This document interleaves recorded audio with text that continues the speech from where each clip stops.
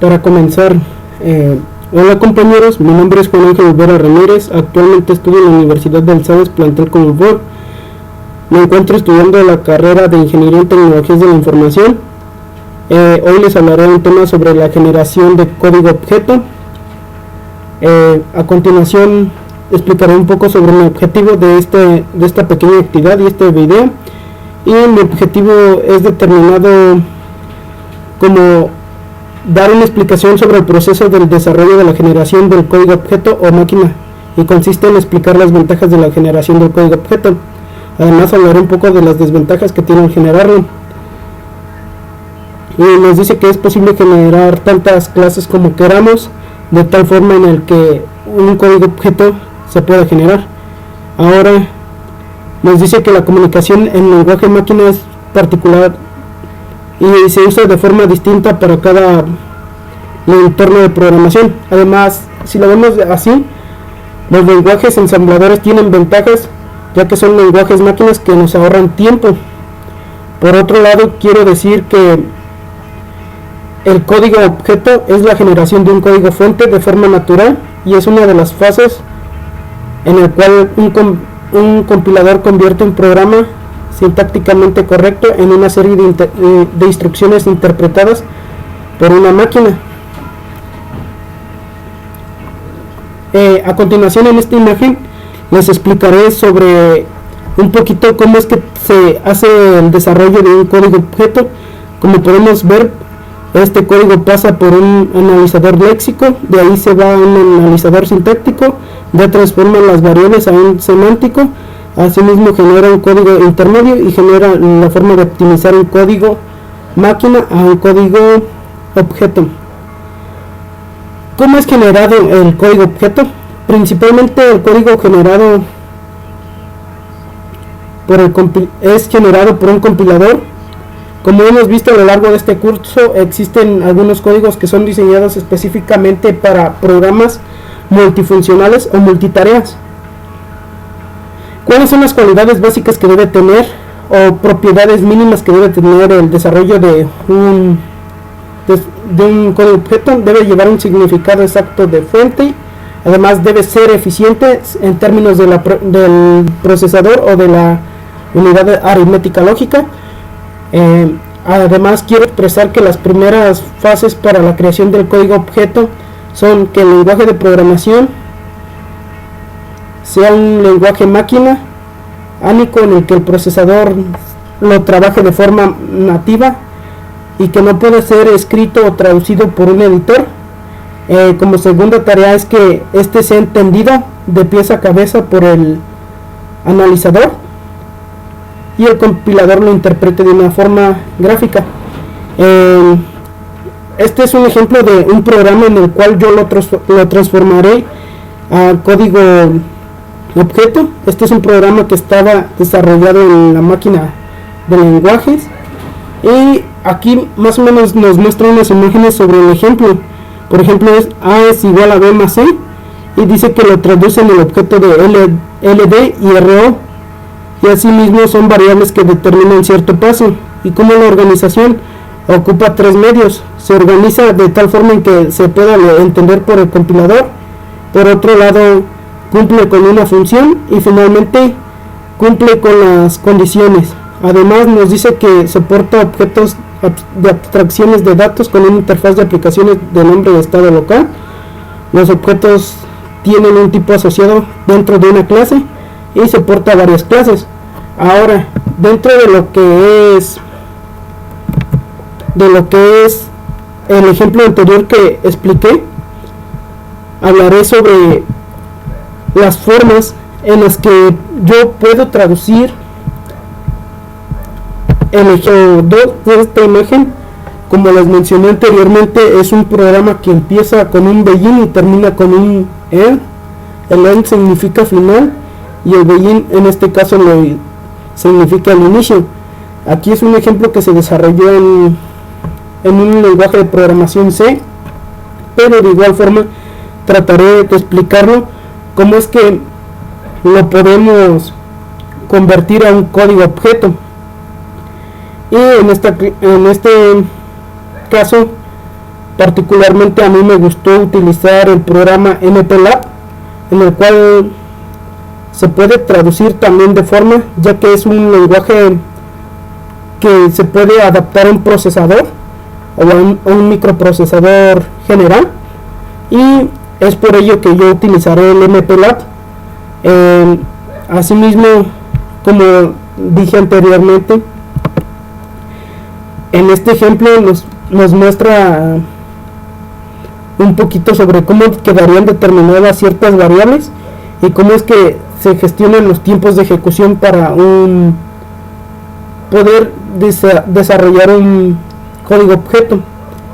En este caso los datos son estadísticos, ya que proporciona un tiempo de compilación en el que podemos determinar cómo va a ser su funcionamiento, cómo lo va a emprender.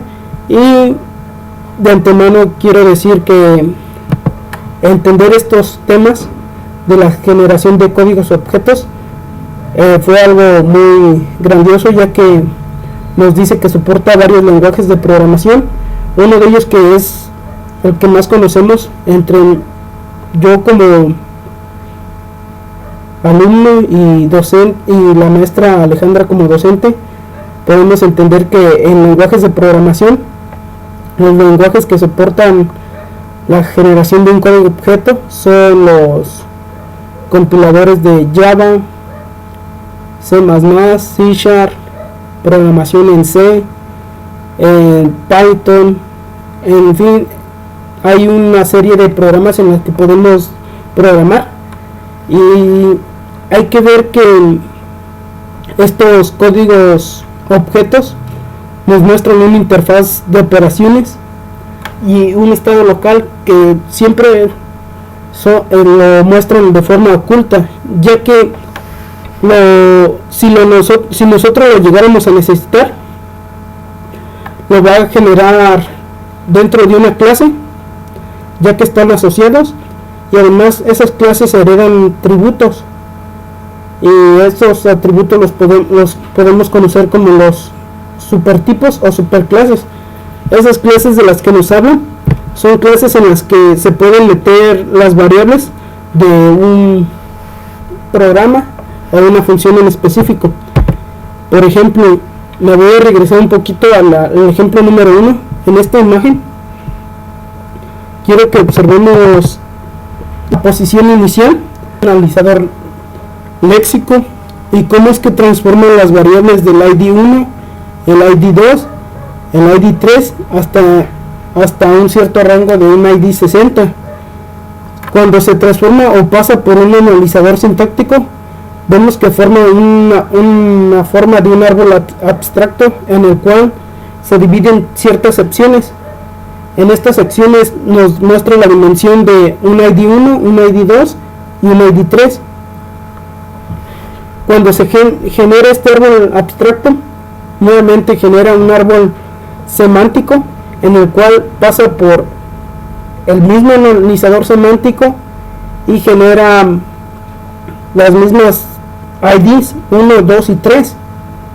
Pero ahora nos dice que de forma real este va a generar una raíz dentro de nuestro árbol abstracto, una raíz que tenga el valor de un ID 60 como un rango en el cual va a ser superficial, donde va a existir un límite para que pueda llegar a esa raíz. Finalmente, ahora dice que se va a generar un código intermedio en el cual las variables las va a considerar como temporales 1, temporales 2, temporales 3, y como entero o valor de ID de reconocimiento va a ser ID 1 y ID 2 y ID 3. Finalmente todo eso va a tener una consecuencia, digámoslo así, como ya sea que haga una operación aritmética lógica, ya que si bien recordamos en temas anteriores ya explicados dentro de las clases, podemos observar que los códigos objetos o los códigos semánticos utilizan formas de operación como lo son operaciones lógicas, y operaciones aritméticas, y es por ello que aquí en este caso estamos utilizando una operación aritmética.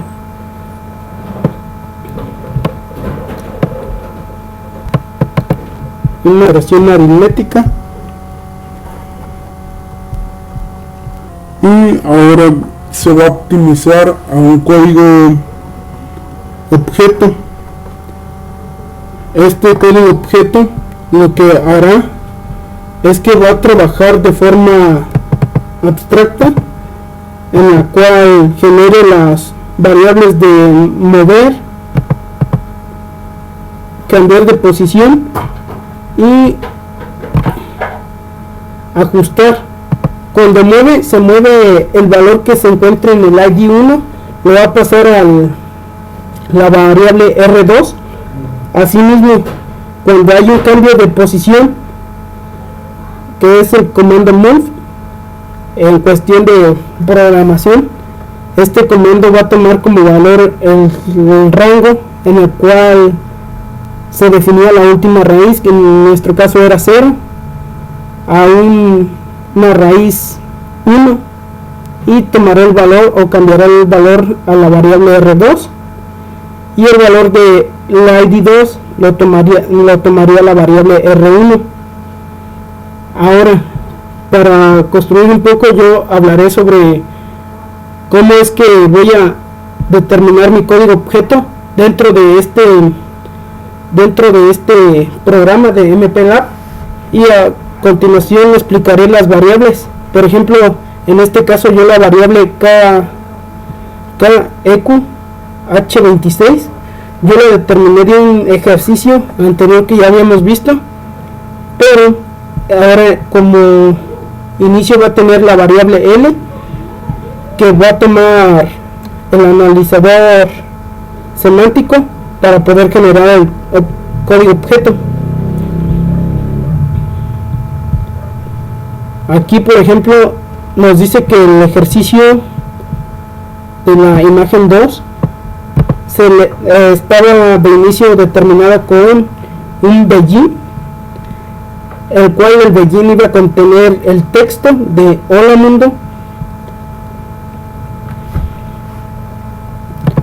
Ok, en go to inicio, aquí me equivoqué porque la variable va a ser h y va a llevar el valor de que va a tomar. Aquí en esta parte le vamos a poner estas dos comillitas que están por aquí. De inicio va a llevar hola mundo,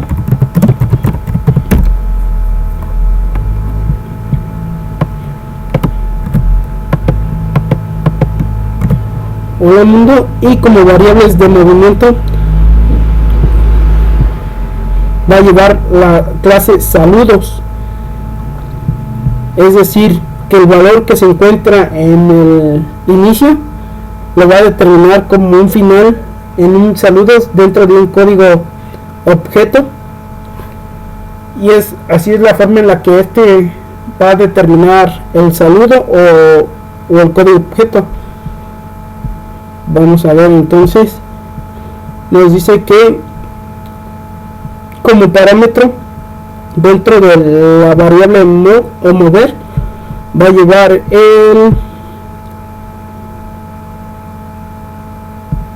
el saludo de regreso, entonces sería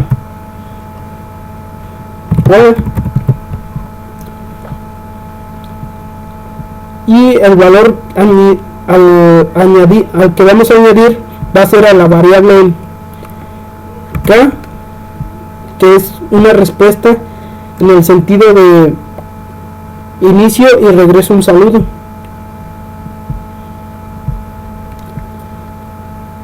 La clase se llamará saludos y finalmente vamos a modular el programa. Ok, aquí ya no habrá variables en las cuales vayamos a determinar el saludo, debido a que esta variable, la variable L, sería la respuesta de la contestación de la variable K del inicio del hola mundo, y como salida o respuesta sería hola.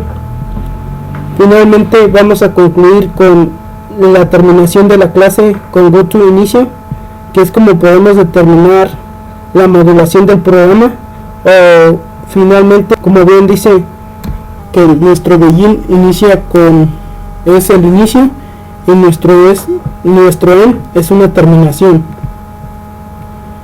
Así que, como podemos ver, nuestro GoToInicio o GoToBegin en esta parte lo podemos cambiar begin, y podemos ver que tenemos que cambiar este parámetro para que el begin sea el inicio o sea la entrada. Digamos, ya en forma general va a ser una entrada que va a recibir un parámetro de hola mundo, y como final va a ser un end. Aquí vamos a agregar unos espaciados y vamos a agregar unas diagonales como comentarios y decir que terminación o fin del programa, fin de la ejecución del programa, fin de la ejecución del programa. Y ahora nos fijamos que todo esté bien de forma correcta, ya que la clase saludos va a ser el inicio y el ref va a ser un resultado. Entonces aquí en esta parte donde dice añadir va a ser vamos a agregar la que es, hay una variable que podemos determinar como resultado, result, y va a quedar de esta manera. El result va a ser aquí el resultado del saludo, así que lo vamos a complementar, que cuando añadimos el saludo, que es la variable k, finalmente como resultado vamos a añadir la letra L, que es la salida, o lo que arroja del resultado la salida, como se muestra a continuación. Y de esta manera quedaría nuestro código objeto. Igual, ahora en mi caso lo estoy programando dentro de un programa MPLAB, ya que también puede ser, el código objeto se puede generar para un microprocesador en lenguaje C. Aquí voy a poner qué significan cada una de estas variables. En este caso este es número de microprocesador que estoy usando.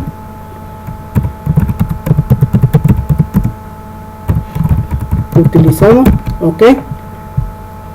Aquí de igual manera voy a especificar y voy a comentar qué es lo que significa cada parámetro que utilizamos. Este va a ser el inicio de nuestro programa.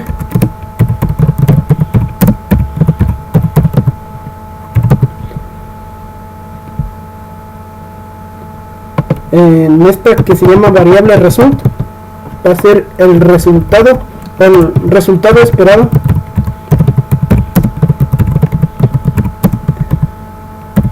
del programa, resultado esperado del programa, o contestación.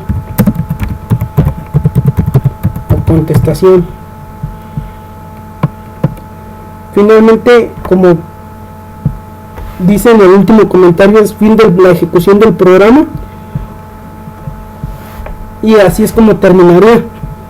Ahora, si nosotros quisiéramos llegar a